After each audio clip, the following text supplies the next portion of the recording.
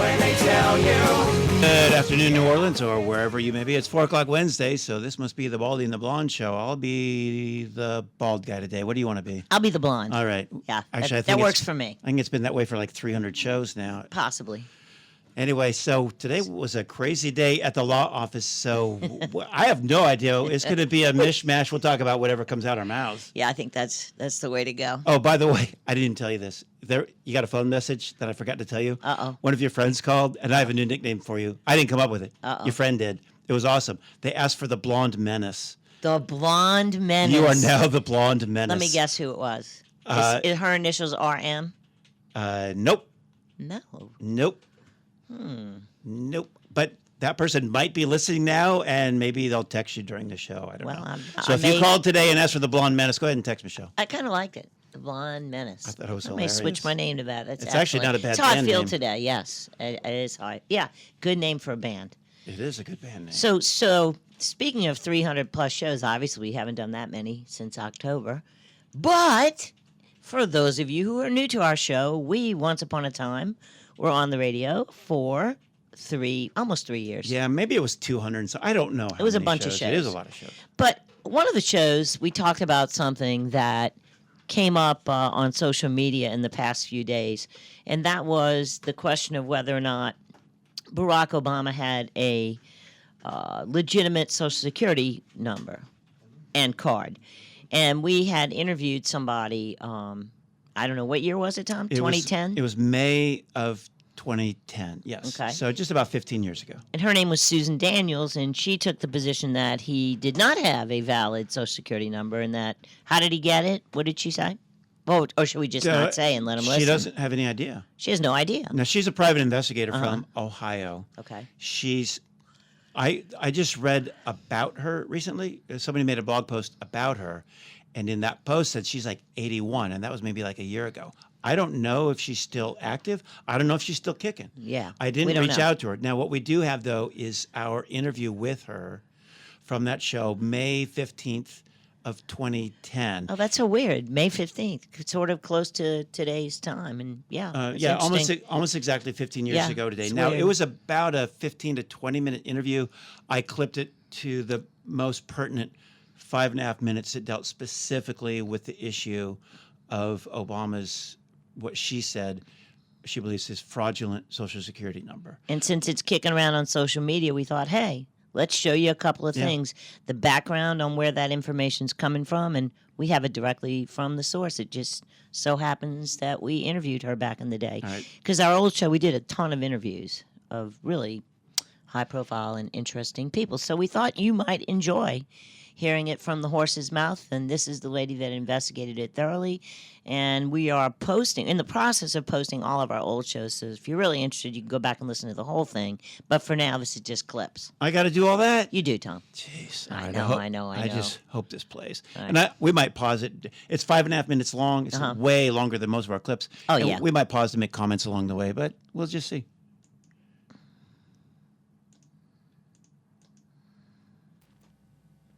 Our guest is Susan Daniels. She's a private investigator in Ohio. She has been, I think, since 1995. Do I have that right, Susan? Yes, you do. All right. And according to some articles that I have read, let me quote you here, that you are staking your reputation on a conclusion that Obama's use of his Social Security number is fraudulent.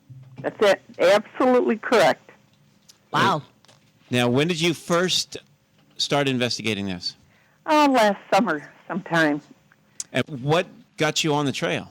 I had listened to him as he ran for office and heard him say some very nice things, and the minute he took over, things started changing dramatically. And I started getting very uncomfortable and decided to start trying to look into his background, never expecting to really find anything. And boy, was I surprised. Now, when you say never expecting to find anything, you mean not finding anything untoward or just not expecting to find anything at all? I knew that he was supposed to have written a couple of books. I mean, I knew there would be background on him. But I mean, other than just run-of-the-mill stuff, I never really expected to find anything. And then I came across his Social Security number. How could someone possibly come up with the president's Social Security number? How'd that happen? Because I'm licensed, I have access to things that other people did not. and was able to find his Social Security number on a very obscure database, which no longer exists. Imagine that. Yeah, things keep disappearing off the internet at an amazing rate. All right, and how do you know that the name you have matched up correctly with that Social Security Well, number? because it says Barack Hussein Obama, and it has his Social Security number, and then further investigating, I came up with addresses over the last 20 years for him, everywhere from Boston to Chicago to Washington, D.C., with his name and the same Social Security number. Now, this Social Security number, I think that you said originated in Connecticut. Is that right? That is correct. And I think you can tell that because I guess it's the first 3 digits. Is that what it is? Right. Now, something in this article that Michelle alluded to earlier, the year 1890 appears in one of the fields, but I'm not clear on that. It's just nothing I had ever seen before either. I ran a number of things on him, a number of different databases, and one I ran brought up the year 1890 above his birth date. Had never seen anything like that before. And, well, first of all, it was cause for alarm when I saw that the Social Security number had been issued in Connecticut, because he was in his late teens living and attending school in Hawaii at the time. You're saying that this number, at least for this name, was issued in 77 or something, 79? 77 to 79. People want to go off on a tangent saying, well, Social Security didn't come into effect till 1936 and 1890 and 1936, and I keep explaining them they're missing the point. It's very possible that somebody was born in 1890 because Social Security didn't come into effect until 36. There are a whole lot of people that never got Social Security numbers because they did not need to. If people were not working any longer or were self-employed, they would not have gotten Social Security numbers. My theory is that this originally was assigned to somebody who was born in 1890 but did not apply for a Social Security number until 77 to 79, when he would have been, or she would have been, 87 to 89 years old, and would have needed a Social Security number for something like Medicare. I came across another article by somebody named Carol Gilbert. Are you familiar with this article? Because I think what you talk about is that there's no family connection at all between anyone in Obama's family and the state of Connecticut. Right. But in her article, she says that Obama's father lived in Connecticut after divorcing Obama's mother. No. Is that accurate? No, Okay. Okay, good. Yeah, let's address not that. at all. Now, okay, so And in fact, he only saw Obama once after he was born. how can you be sure that there is no family connection between the Obama line and Connecticut when Well, this because I other writer says there I is? also did research on his mother, his sister, on the family to see if anybody ever showed up in Connecticut with an address there. And his mother was never in Connecticut, according to your Not research? that I know of. I know she was born in Kansas, and she spent a lot of time in California and obviously Hawaii and Indonesia. I never saw her anywhere near the East Coast. Didn't you find some indication that this Social Security number was used with regard to a house that Barack Obama, the president? It's his home address, his law office. It's tied to addresses in Washington, D.C. when he went there as a senator. All right, so if anybody were to say the father had the same name and the father was once in Connecticut. Good luck with that. Right.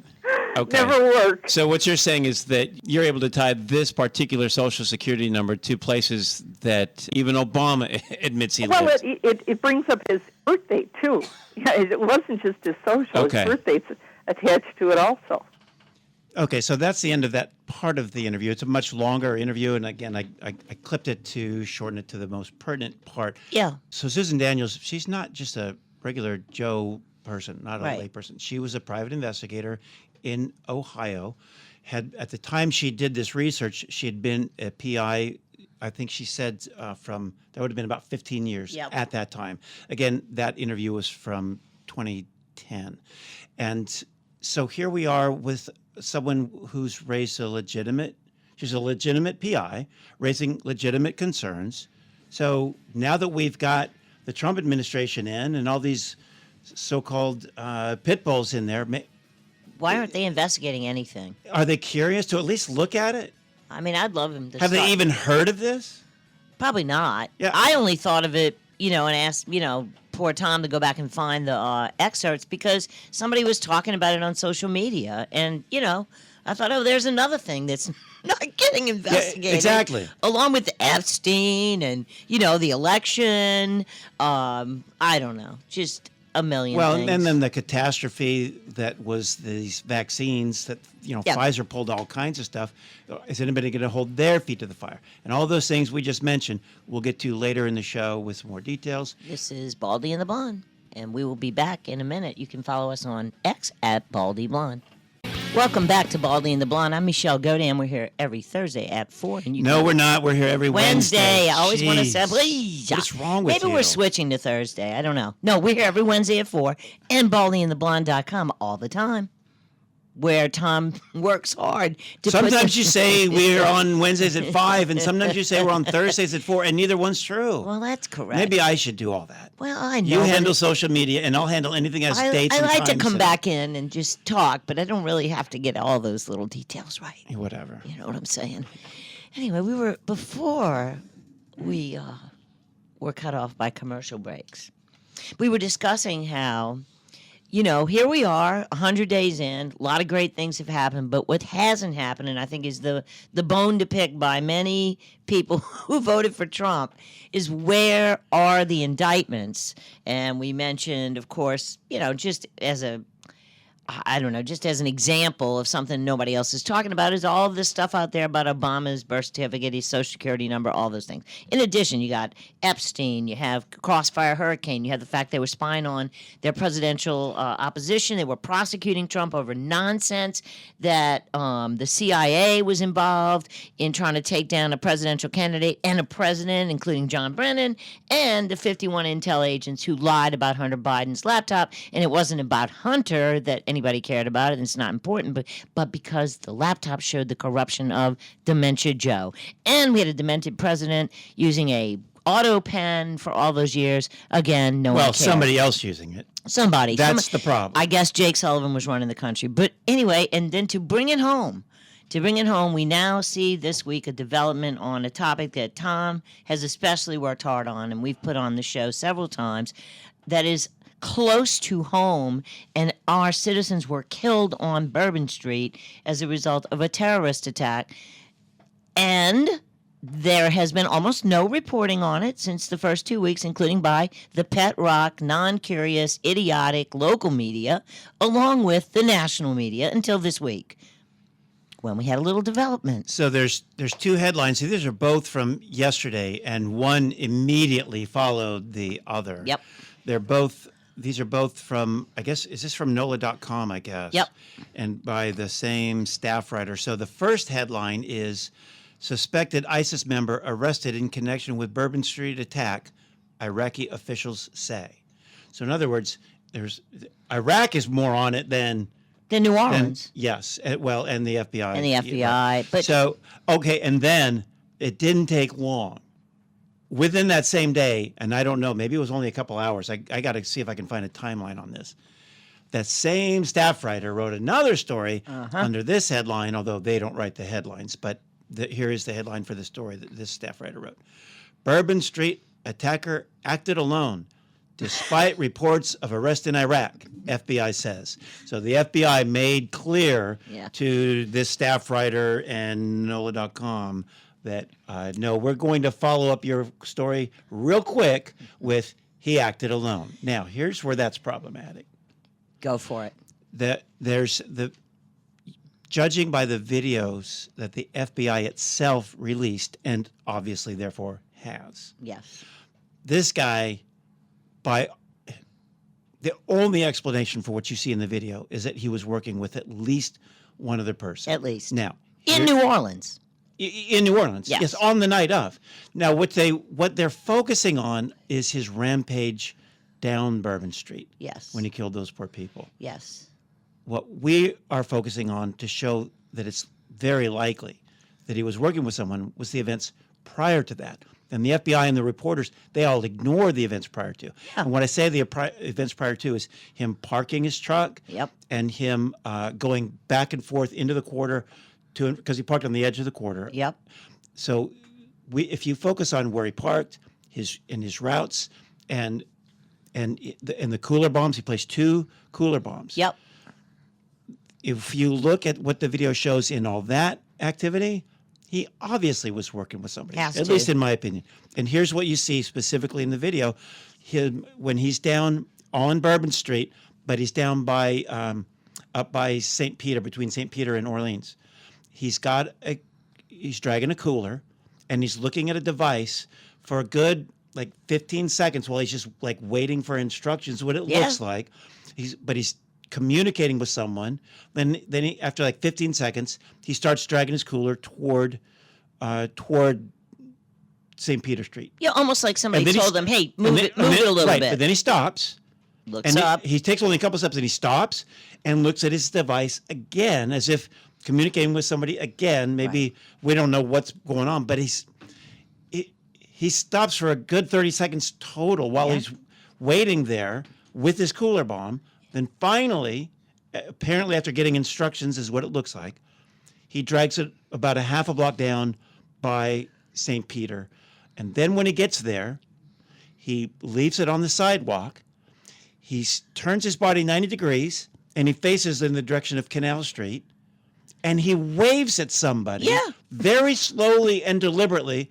I timed it for 6.5 seconds. Right. As if to signal, okay, I put it here. Here I am, and here it is. And then he walks away, because he spent a total of 5 minutes from the time he first gets to up by Orleans and Bourbon. Yep.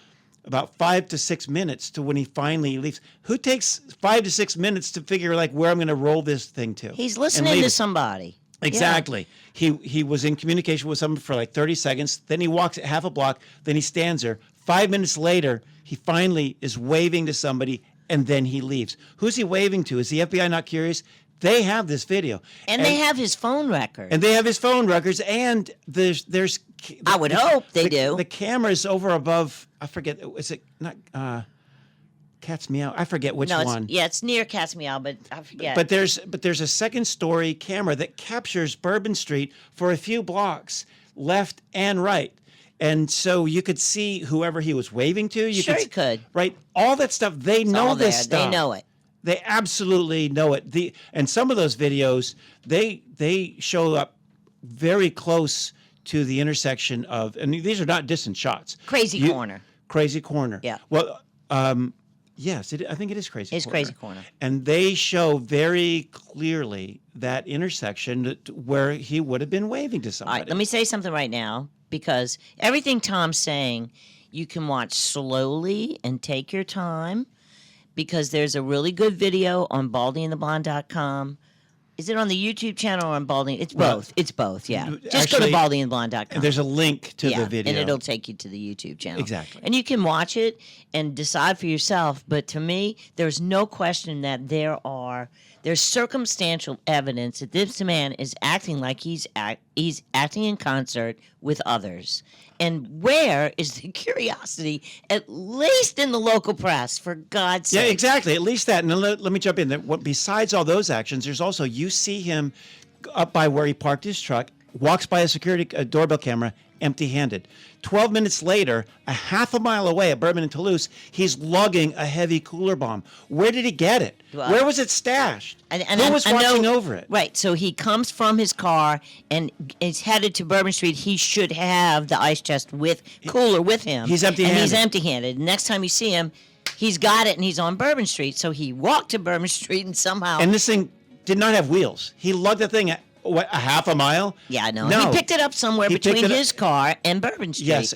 Where was it, and who was watching over it? Listen, this is what cases are all about, and Tom and I work in the law, where you don't ever have the perfect picture of the accident or whatever the case is about. You have to make inferences, and the reasonable inferences, the local press are moronic pet rocks, okay? We'll be back after the break, baldyandtheblonde.com. Welcome back to the Baldy and the Blonde Show. I am Tom Kowitz. I'm here with Michelle Godin. Hello, Tom. Hello, Michelle. We didn't even talk today. We're just so busy. Once We didn't again- prepare for the show. We didn't even talk about the show. And we didn't even talk to each other because you were buried in your office with work. I'm buried, well, I made a little stupid cubicle with work. It's a nice cubicle. It's very Yeah, big. it's not. Yeah, that It's a may be nice- true. it's a beautiful The point is, we cubicle. were so jammed up with the law today. I swear, I didn't think that we were even going to get here on That time. pesky day job. Yeah, hate Come those on. day jobs. Anyway, we're here having fun. Yeah, and I this know is you fun. wanted to mention. I want to follow up on and then go for something it. that we were talking about in the last hour. I'm just talking about the appalling lack of curiosity and coverage of the Bourbon Street terrorist attack by the national news and certainly by the local news, and the pathetic reporting this week where, honestly, it's the first newspaper articles written since, I think, 2 weeks after, Oh yeah, after That- the attack. You know what? That's true. There's Zip, been nothing, nada. Okay, so it comes out that there's some terrorists being charged in Iraq with being complicit in part of the Bourbon Street attack, and immediately right after that, as Tom said, the FBI issues a statement saying, "Oh no, we don't believe that. It's just he was acting alone." Anyway. I'm just reminding everybody it's really worth your time. It's really interesting, and it's far more than anybody in the local press has done, which is a video put together by Tom and I, and mostly Tom, analyzing the terrorist movements. And it's about, I think, a 7-minute. No, Is it 7 minutes? No, it's really just a few minutes. It's like 5. It's really little. No, it's not. It's not. No, you should never talk about anything that has to do with dates or times. I shouldn't, right? It's like 2.5 I've always been minutes. mathematically challenged. Seriously, it's like I 2.5 like really minutes. high scores on things, and then it'd be the math just to bring me down. Just go to baldyandtheblonde.com. Yes. And there's a link that you'll clearly see on the website that'll take you to the YouTube video, and it's Yeah. like 2.5. And it's just, you can see the terrorists walking around and just, obviously communicating with others. Looks like it. It's enough that I would take it to a civil case. What's the only explanation? When you look at his actions, I mean, there's nothing else that he would be doing. Yeah, it I mean, speaks for itself. This is a huge event in New Orleans and nationally, and it's like it didn't happen. But I realize that's where we are in the world now. Okay, the president almost gets killed. Trump almost gets assassinated twice. Not a nothing. They're washing off the roof the day after, which is destroying evidence. Oh, and- the roof that was too steep for anybody to get on, right? all Yeah. that. Where's cash? Hello? Yeah, exactly.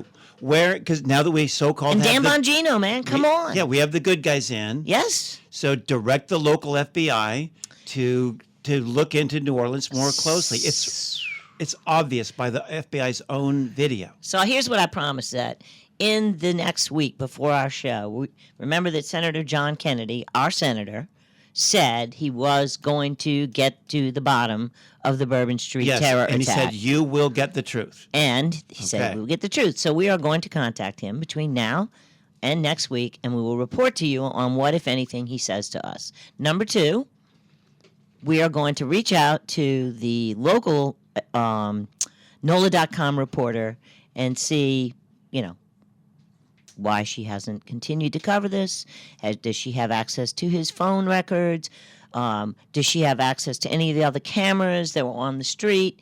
And, where you would supposedly, I think you'd be able to see who he's looking at. Because when Tom said he's waving at someone, he's not waving like, Oh no, he's hi. signaling. No, It's he's a signal. That's a better word. Absolutely. That's Yes. a better word. Yeah. yeah. So it's- anyway, obviously, that's- and it's a slow. all right, let me deliberate write down my way. promises. Number 1, we will get in touch with Senator Kennedy, who is going to tell us the truth. And number 2, we'll get in touch with the reporters at NOLA.com. And number 3, We're going to file a FOIA. That's what I was going to say. We didn't say this, but we're going to file a FOIA. That would be We're a going Freedom to of find- Information Act request. And number 4, there are lawyers in New Orleans who are filing lawsuits on behalf of the people who were killed, but those would be more civil lawsuits having to do with things like, I believe the construction of the traffic impediments and why they weren't up to par, because you can't sue the city of New Orleans because, unlike you and me who have to have insurance to do anything, the city says they're self-insured, which means good luck. It means they don't have insurance. They don't have anything. They Self-insured don't pay their bills. means no insurance. If you get a judgment against the city, you're going to literally, I have clients on the waiting list for 20 years. And when she says 20 years, I'm not kidding. She means 20 Yeah, years, I mean as in 20 2 years. decades. Yes. So, we have good one. luck. We have one in the file right now. We do. Absolutely. So All right. Now what are we going to talk about? Oh, yeah. All right. Hang on. You must have some kind of I notes. got all. What do you what got? was number 4? Okay, so I think we should talk a little bit about follow up on the autism discussion that we had last week. All right. Where I brought up the fact that Bobby Kennedy had said that we were going to get to the bottom of it. And he listed like 14 things we were going to look into, from environmental toxins to genetics to, of course, vaccines to plastics to food, anything we could find. Well, and when he said get to the bottom of it, he meant specifically the severe explosion in number of cases. Yes, he did. That's what's so alarming. Yes, and what he did that angered a lot of people was he said, that the autistic people, they'll never get married, they'll never play baseball, they'll never go on a date. They're stimming. That means it's hard to explain, but they basically do a lot of things that look neurologically disordered. They can't look you in the eye. They can't talk. Some of them bang their heads against the wall. You'll see them with helmets on. And this did not exist before, and it is not correct to say that it's just a better diagnostic tool. There may be people now that we call autistic. That is not what I'm talking about. I'm talking about what is now referred to as profound autism. And those people have been tried to be like pushed off the face of the earth as though they don't exist, because now all of a sudden it's cool to be autistic, man. It's like neurodivergent, man. It's just another, a diversity is our strength, nonsensical crap, pardon my French. So, as a result, I have posted a few things on Facebook, and I just want to say that I got some of the most crazy, vicious, bizarre responses from people. Wait, can you bring up your Facebook page and read some? I can't bring can't? them up here. If we'd had more time today, I could have. But I'm not prepared That's to do stupid it. But day job. I know I was really busy as a lawyer today. But people just saying things like, obviously you shouldn't even be talking about this. You don't know what you're talking about. And I have studies. It doesn't matter. I have studies that show, and I talked about it last week, that it's not better diagnostics.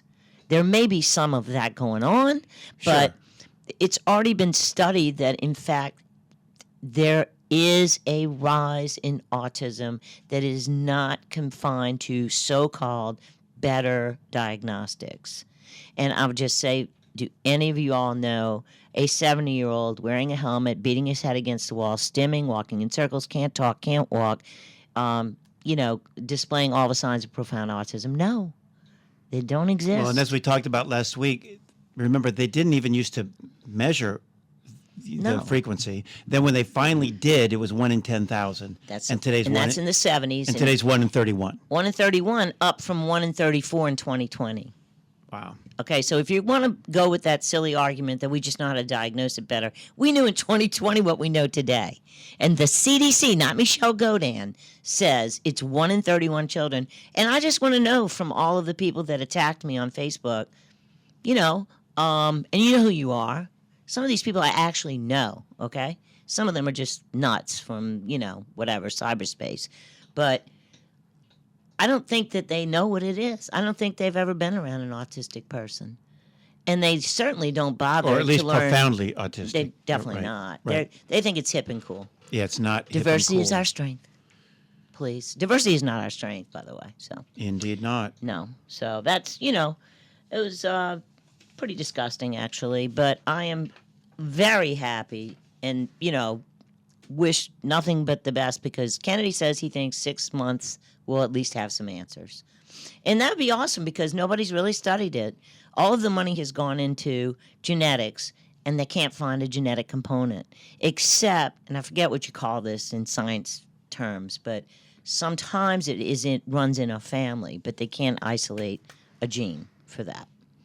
Oh. Now, that's my Michelle way of explaining okay. it. I will defer to the scientists. There's a really good article, and it's called "What RFK Gets Right and Wrong About Autism," and it basically says he's pretty much right about everything except one thing. And they give you the studies, links to all of the major studies. So I went around posting that. futile. Well, I've never heard him really make any definitive statements other than the fact that it's really on the rise. I've Well- heard him mostly with questions. And exactly, and who? That's I guess that's my point. Is it who in their right mind could possibly oppose getting to the bottom of it? Because what if there is either a prevention and or a cure? Of course. I mean, Prevention is the key, like to find out where it's coming from. Sure. Okay. The only way you can prevent is to know that. But are the people who are against getting to the bottom of autism, are they against getting to the bottom of cancer? Tom, cancer is our Or heart diversity. disease, Diversity is or- our strength. Cancer is Okay. diverse. Yeah, thank you. Some of my best friends have cancer. Yeah. Sadly, yes. They Yeah. generally took the vaccine too. But hey, Well, I know people with cancer that did not take the vaccine, and I know that those people would like to get to the bottom of cancer. well, that's exactly it. Right?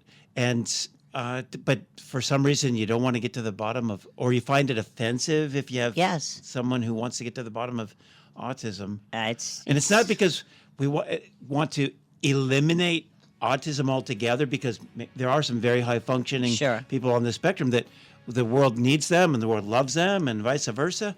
We're not trying to eliminate autism altogether, but it would be nice to find out what's going on. Why is there such a rise? And maybe we can prevent these profound cases. And 'Cause listen, those are tragedies. a lot of the so-called high-functioning people are right out there on social media for whatever that's anecdotally worth, saying they wish they didn't have it. But Oh. that's not what we're talking about. We're talking about let's get to the bottom of it. There has to be some answers. If we spent trillions of dollars on COVID, which was a cold, we could spend something on autism. And I guess we could wait till it's 1 in every 2 children, or just all the children. Well, and there are answers out there, but only if you ask the questions. Gotta ask questions. And do the research. That's it. This is Baldy and the Blonde. We will be right back. You can follow us on X at Baldy Blonde and baldyandtheblonde.com. Welcome back. This is Baldy and the Blonde. I'm Michelle Godin here with Tom Kowitz every Wednesday at 4 o'clock. And you can listen to our shows at baldyandtheblonde.com. I especially encourage you to go check out the little video Tom did on the terrorist attack.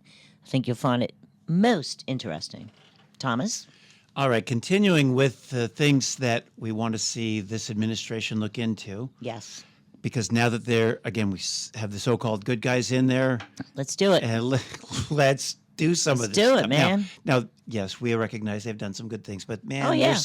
there's some red meat out there that they have not touched. Yes, please And- do. Now, I don't expect that they will ever go after big pharma, No. because there's just so much big money. Big money. But maybe. So there's a Naomi Wolf. You know more about Naomi Wolf than I do. I do. You can introduce her better than I can. So why don't you talk about Naomi Wolf and then throw it back my way, please? So Naomi Wolf was the darling of the left, especially feminist. Very widely acclaimed speaker, author, and celebrated by the left and she started questioning the COVID science, quote unquote science, and pushed hard for the Pfizer documents. And she was she was part of the group that a court finally said, yeah, Pfizer, turn over the documents because, Pfizer resisted. Oh, no, we'll get it to you in 75 years. Literally, that is what they said. And the judge said, no, you'll give it to them now. And she has got together a team of 3,000 experts who have systematically reviewed the documents and found all kinds of interesting information. And last week we talked about the fact that Pfizer's documents showed some problems with fertility in women and some really bad news for men in sperm. That there's some information that the sperm has been replaced with spike proteins. And I'm not a scientist. I'm just saying what she said. So she's now hated. She also wrote some books about the rise of authoritarianism. And really, I remember when she did it. I think we might have been on the air at the time. And I was reading that it was the 10 steps to see a closing society. And I saw it as being happening by the left, who was shutting down free speech. And she didn't see it that way, but she does now. So she's now a pariah on the left, and I guess not really beloved by the right, but she's a regular guest on, I would say, like sometimes Steve Bannon's show, etc. And I find her to be pretty fascinating. She's very well spoken. And, she doesn't always agree with the left or the right. So I like that. So we have a sound clip. It's not quite a minute long. It's from a month ago. She was at an event in India called, I think it was some kind of a it's called India Today, which I don't know if that's a TV station or I don't know, maybe a news or show. a It sounds or a like news show. Yeah, I'm not sure, or newspaper. I don't know what it is, but she was there at some event that they were holding, and she was speaking specifically about Pfizer and the Pfizer papers and all this research that she's done. And it is something like 3,200 medical experts Yeah. and scientists that have reviewed the documents. That again, the source for the documents is Pfizer. So anybody who questions the documents, fine, you're questioning Pfizer. Yeah. So let's hear what Naomi has to say. Again, this is like 6 weeks ago. Dr. something like Naomi that. Wolf. Well, she's a doctor of Victorian poetry. Is that it? Seriously. Yeah, I know she's So not be an careful I know about- she's not an MD. She's not an MD. I thought it was like sociology or No. some other worthless. Victorian poetry. So No, really? Yeah, Victorian serious. poetry. Yes, I'm serious. That's hilarious. All right, here it goes. What we found in the Pfizer papers is that the levels of deaths and severe injuries, severe damage of all kinds, but especially the centerpiece of reproductive damage, which is at the very heart of the Pfizer papers, what Pfizer was looking at, that was what they knew about. They knew about it before they rolled it out. They knew about it while they were rolling it out. They continued for 3 months that are spanned in the Pfizer papers to collect documentation of 1,225 deaths in just 3 months. 1,225 deaths in 3 months. You caught Wow. that? By the You way, didn't hear that. I sped the clip up a little bit for time. So if she sounds like she's talking a little fast, She sounds a little bit like a chipmunk. I sped it up a little bit to Yeah, help she with looks the a time. little bit like a chipmunk. 1,225 deaths. Anyway, continuing. Wow. In 3 months, according to Pfizer. Yeah, there you go. Reported by doctors, horrific damage of the kind that I'll describe to you in detail. And they knew within 1 month that the vaccines didn't work to stop COVID. In fact, Pfizer's language is failure of efficacy, quote unquote, and vaccine failure, quote unquote. That's Wow. their language. I'm not editorializing. That's their conclusion. They reached that conclusion in November of 2020. Again, 1 month into marketing it. They knew all that stuff. Yep. Within a month of marketing it, and they just went forward. She also said that the third, according to the Pfizer papers, the third side effect of the vaccine was COVID. Oh, wow. Yeah, according to Pfizer. You know. Not only did it not stop it, apparently it could Going just back- give it to you and Going back to Bondi and Cash Patel, come on. exactly. You Well, know. somebody. Why is it that the lay people do the research, and the people in power? Well, we know why. Because massive amounts of money are at stake. Massive, yeah. Always, it's always money. It is all, it's pathetic. And, you know, I mean, I know a lot about what kind of chicanery went on to make sure that you had to take the vaccine. And, you know, a lot of the important litigation came, I'm very happy to say, out of Louisiana, which was really one of the reasons that I was able to support Jeff Landry, because I thought his work as Attorney General against the censorship was very important. And, you know, other states, people just rolled up their sleeves and, yep, go ahead, you can mandatorily vax me. While the worst thing they did was cover up treatment, which, you know, ivermectin, for example, they pretended was a horse dewormer, which it is. Right, but it's used for a lot of it's for things, a lot of but they all things. focused on the one thing, the horse Yeah, dewormer. and it had won the Nobel Prize in 2015 for curing a parasitic condition in Africa called river blindness. And, you know, they knew in 2005 that hydroxychloroquine worked on SARS-CoV-1. So this, I don't know, heads have to roll, and I'm really not happy with the fact that we haven't seen any pushback from the GOP anywhere. And that includes the appointees of President Trump, but at the top of the list of losers is the GOP in the House and Senate. Absolutely. Pathetic. We now have impeachment papers filed against Biden. No. Well, Against Trump for that's pathetic. deporting people. So, okay, so speaking of all that, we had open borders for years. We Yeah. don't know how many tens of millions came in, and that we now can't Estimate get rid is of. 20 million. All those things, all those executive orders invasion. signed by AutoPen. Yep. So what, there's no crimes there? Is there nobody, there's no articles of impeachment Nothing. against Biden for that, and there's no... Or Mayorkas. Nothing. And no indictments now? Nobody committed any illegal acts under Biden? And mind you, they very well knew that they encouraged and allowed and invited an invasion. They used our tax dollars to pay for it. I'm sorry to say, as a Catholic charities do not even think about giving your money to them until you at least look into what they did. All right? I'll take your money. Yeah. I'd much rather give it to you than them. Let's put it that way. Yeah, go ahead. In fact, put a note in the envelope when you get that special little envelope why you're not giving. All right? So, yeah. That's a good one. There was no pushback. And all you heard from the Democrats was, well, we need a new law. We need a new law to stop the invasion. All they needed to do was enforce the current law, which we've proved. And Trump was right about that. He says all you needed was it's a new over. president. The invasion's over. But we can look into the crimes that must have been committed along the way. And this is Baldy and the Blonde. We will be back next week, and you can listen to our show at baldyandtheblonde.com.